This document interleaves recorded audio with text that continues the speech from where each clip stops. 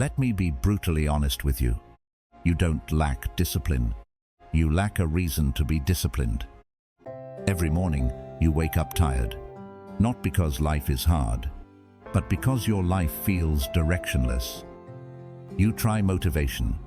You try routines. You try forcing yourself. And you still fall back. Again and again. That's not weakness. That's emptiness. When a man has no purpose, everything feels heavy. Waking up feels heavy. Working feels heavy. Even resting feels heavy. You procrastinate not because you are lazy, but because deep down you don't see the point. Without meaning, pain feels pointless, and pointless pain is unbearable. This is why discipline collapses, not at the start, but in the middle, when no one is watching, when motivation is gone. You don't quit because it's hard. You quit because it means nothing. In the West, discipline is treated like a war. You against yourself. But the Japanese understood something deeper. Discipline is not war. Discipline is alignment. They call it IKIGAI. IKIGAI is not a slogan. It is a structure that holds your life together. IKIGAI exists at the intersection of four truths: what you love, what you are good at, what the world needs, and what can sustain you financially. Remove one and discipline weakens. Remove two and it collapses. This is why forcing discipline never works. You cannot sustain effort without meaning. Viktor Frankl learned this in hell, not in theory, in concentration camps. The strongest did not survive. The smartest did not survive. The ones with a reason did. He who has a why can endure almost anyhow. Discipline is not avoiding suffering. Discipline is choosing suffering that makes sense. Every day, life asks you a question. Will you rise or will you escape? Discipline is your answer. Before you leave this video, there's a choice waiting for you. Some people will choose option 1. They'll feel inspired and do nothing. Others will choose option 2. They'll take one disciplined action today. If this video resonated with you, liking it is a way to mark that choice. Subscribing means you choose to stay close to discipline. No pressure, just honesty. Kaizen. 2 simple syllables. Kai, change. Zen, better. But don't let the softness of the word fool you. Kaizen is not comfort. Kaizen is not motivation. Kaizen is war, a quiet one, a daily one. Picture this. You are standing at the foot of a massive mountain. You look up. The peak disappears into the clouds. Your chest tightens. Your mind whispers excuses. I can't. It's too big. I'll fail anyway. Kaizen leans in and says something different. Stop staring at the summit. Look at your next step. Just one step, but make it stronger than yesterday. Most people don't fail because they're weak. They fail because they aim too high, too fast. They want transformation overnight. New year, new body, new life. And when the effort feels heavy, when progress feels invisible, they quit. Not because they lack discipline, but because their nervous system is drowning in fear. Kaizen understands something brutal about the human brain. Big goals trigger panic. Small steps trigger action. Kaizen was not born in luxury. It was born in ruins. Post-war Japan, no resources, no shortcuts, no miracles. They couldn't outspend the West, so they out-improved them. With thinkers like W. Edwards Deming, Toyota turned Kaizen into a weapon, not innovation, iteration, not leaps, steps. This is the lesson. When you can't change the world today, change yourself by 1%. Improve by 1% per day. It sounds laughable, insignificant. But compounding doesn't care about your impatience. 1 page a night, 1 sentence a day, 1 minute of movement. Kaizen lowers the bar so low, your brain has no excuse to resist.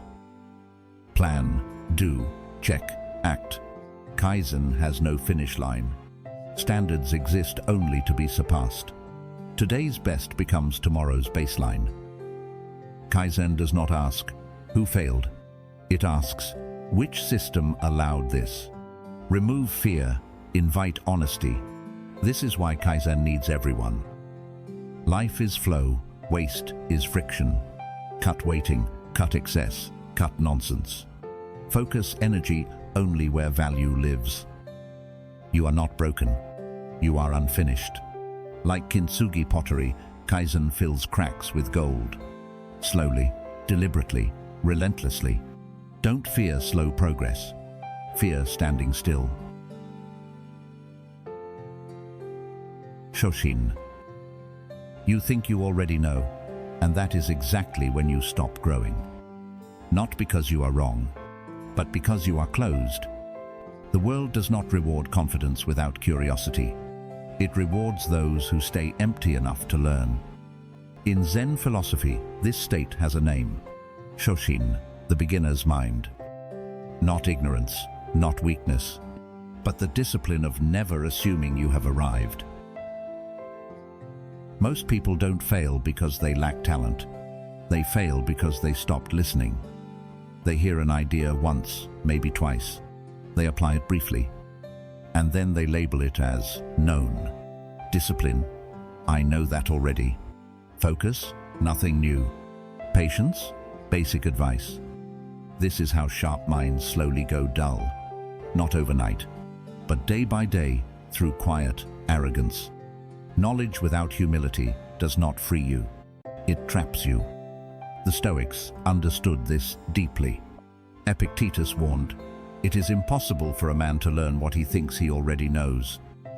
When you believe you know, you stop observing. When you stop observing, you stop improving. Shoshin is not a feeling. It is a practice. It is the decision to approach familiar things as if they are unfamiliar, to listen as if you might be wrong, to train as if mastery is still far away. A true master is not defined by certainty. He is defined by attention. When you work with Shoshin, you notice details others ignore. You correct small errors before they grow. You remain flexible instead of defensive. Ego seeks confirmation. Shoshin seeks truth. Hear this carefully. You do not need more motivation. You need subtraction. Subtract assumptions. Subtract pride.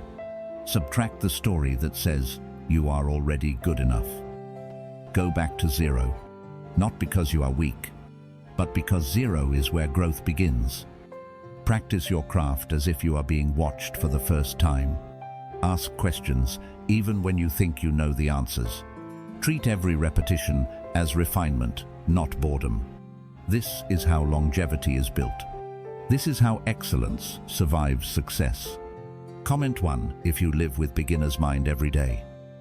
Comment 2 if today is the day you return to zero. Look at your plate. Not what's on it. I mean the reason it's on it. Because you're hungry? Or because you're anxious, bored, lonely, and food is the fastest anesthetic you own? Here's the brutal truth. Most people don't overeat because they love food. They overeat because they can't tolerate themselves in silence. And that is why the Japanese principle, HARA HACHI is not a diet hack. It's a discipline doctrine, a battlefield rule. It means eat until you are 80% full.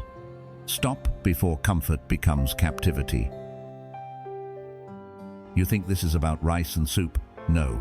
This is about you standing at the edge of more and having the strength to say, no, 80%. Your life is filled with small betrayals, not dramatic ones, tiny ones, fork by fork, swipe by swipe, excuse by excuse. You say you want energy, clarity, focus, then you eat until your body becomes heavy, your mind becomes fog, and your afternoon becomes a slow death. You call it treating yourself. I call it what it is, training yourself to obey impulse. And don't pretend it stops at food.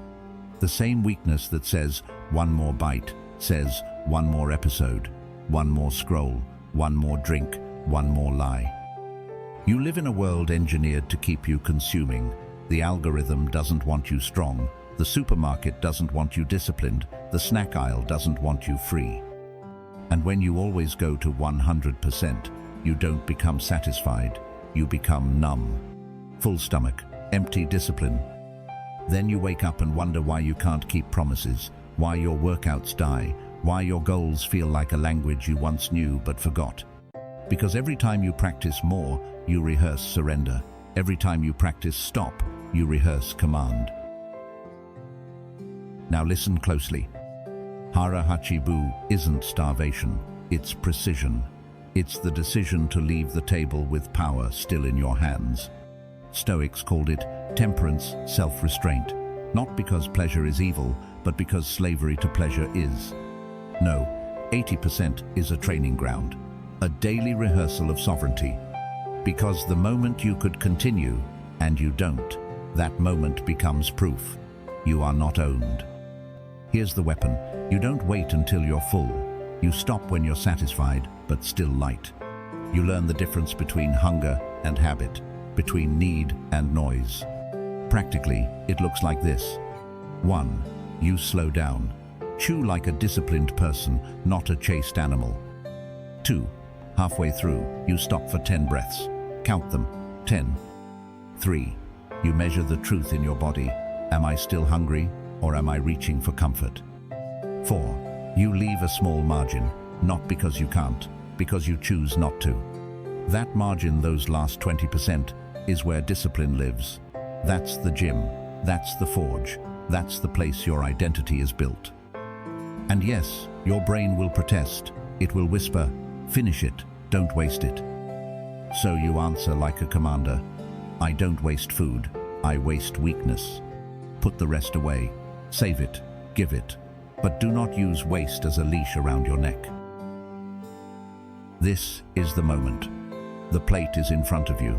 The last bites are sitting there like a test, not a food test, a character test.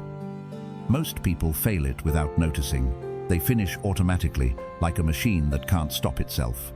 You, if you want a different life, must become the person who can stop mid-motion. Not with drama, not with hatred, with calm authority.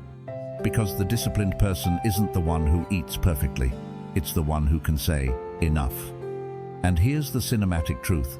Every time you practice 80%, you are practicing leadership over yourself. That leadership spills into everything. You stop overworking to prove worth. You stop chasing approval. You stop replying instantly. You stop spending to fill holes. You stop talking and start executing.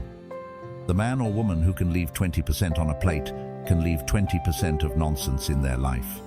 And that is how you win. Not with one heroic act, but with 1,000 quiet stops, 1,000 controlled endings. So tonight, tomorrow, at your next meal, when the urge rises and says, more, you meet it like a warrior. You look at the fork, you feel the pull, and you say, out loud if you have to, no, 80%. Let me bring you back to something simple. This isn't about being Japanese. It's about being intentional. It's about making your life smaller in one place, so it becomes bigger everywhere else. HARA HACHI is a daily bow to reality. You are a human with appetite, and you are also a human with choice. You don't need to hate appetite. You need to train it, like you train a powerful dog, not with cruelty, with consistency. The body learns, the mind learns, the identity hardens. And one day, you'll notice, you're not fighting food anymore. You're fighting the old you, and you're winning. Take this principle to your next meal and make it real. Not perfect, real. And if you want more of this raw discipline, stoic clarity, and cinematic fire, like this video and subscribe to the channel. WABI SABI. You are exhausted, not because life is hard, but because you are trying to be perfect. Perfect body, perfect career, perfect mindset, perfect image. And yet, you feel empty, anxious, delayed, frozen. Here's the brutal truth most people never accept. Your obsession with perfection is what's killing your discipline. Today, I'm not here to motivate you softly. I'm here to dismantle a lie you've been living with. A Japanese philosophy understood this centuries ago. Its name is WABI, and if you understand it, you will finally learn how to be more disciplined without destroying yourself. Look at your unfinished projects, the ideas you never launched, the routines you quit after a few days. You didn't fail because you're weak. You failed because you demanded flawlessness from a human being. Perfectionism whispers, wait a little longer, fix yourself first, start when everything is ready, and slowly your life never begins. This is the silent suffering of modern people, not failure but paralysis. Wabi-sabi offers a different lens. It says, nothing lasts, nothing is finished, nothing is perfect, and that is not a flaw. That is reality. Think about a cracked ceramic bowl. Modern thinking throws it away. Wabi-sabi restores it with gold. The crack is not hidden, it is honored, because the crack proves survival. It proves history. It proves resilience. Discipline is not elegance. Discipline is repetition, imperfect repetition. Showing up tired, showing up confused, showing up embarrassed, and still showing up. Wabi-sabi doesn't wait for motivation. It works with what exists today. A flawed body, a distracted mind, a messy life. And it says, begin anyway. Simplicity is not weakness. It is clarity. You don't need more tools. You don't need a better version of yourself. You need acceptance, then action. Wrinkles are proof of time lived. Scars are proof of battles survived. Imperfection is proof you are human. And discipline grows from humans, not machines. Comment 1 if you're choosing consistency over comfort. Comment 2 if you're choosing honesty over appearance. If this message resonated, like the video. Subscribe if you're ready to build discipline the real way.